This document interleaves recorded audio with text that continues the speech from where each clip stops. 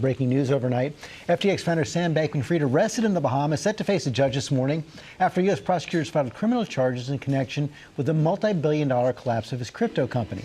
Chief Business Correspondent Rebecca Jarvis has the latest. Good morning, Rebecca. Good morning, George. One of the most powerful people in the cryptocurrency industry, Sam Bankman-Fried, arrested overnight in the Bahamas. The federal charges just unsealed. They include 8 counts, including wire fraud, securities fraud, and intent to defraud the United States government. This morning, Sam Bankman-Fried, once celebrated as the poster child for transparency in cryptocurrency. Thank you, Chair Waters, Ranking Member McHenry, and all the members of the committee for having me here today to testify. It's an honor to be here. Whose company FTX inked splashy partnerships with celebs like Tom Brady. You know what? I'm in. And Steph Curry. This is Steph Curry, the world's leading expert on cryptocurrency. I'm not. Arrested overnight by local authorities in the Bahamas at the request of the U.S. government.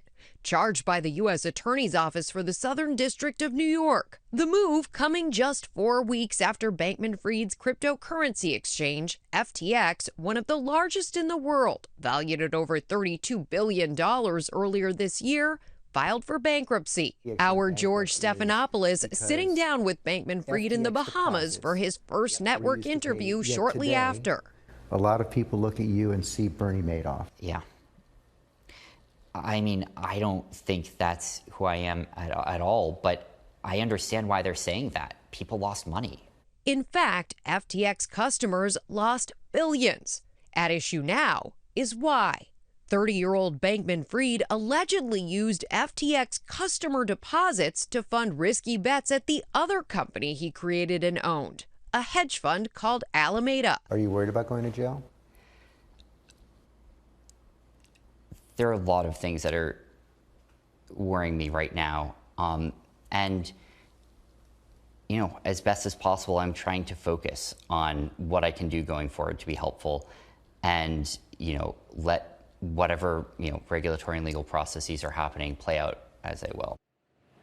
And since that interview with you, George, a lot has played out. Today, Sam Bankman-Fried was set to appear before Congress to testify over Zoom. Instead, he will appear before a court in the Bahamas. In addition to those federal charges, the SEC has charged him with a years-long fraud, calling FTX a house of cards. George?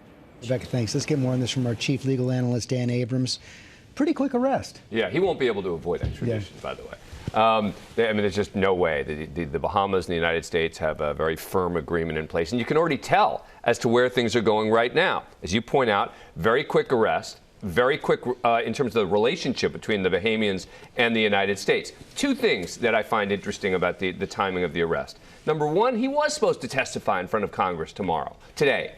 Why not just let him testify, get more statements on the record, and then arrest him? A lot of members of Congress are frustrated now.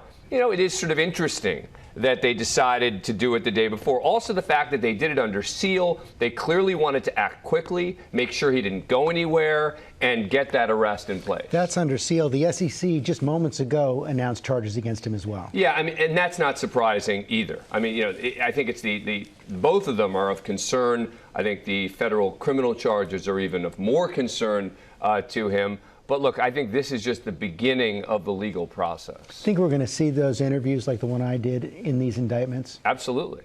You'll see them, whether in the indictments or actually in the trial. I mean, I think that you will see in the trial his words come out against him in some way, shape, or form. Is it that he testifies? Is it that they use your interview?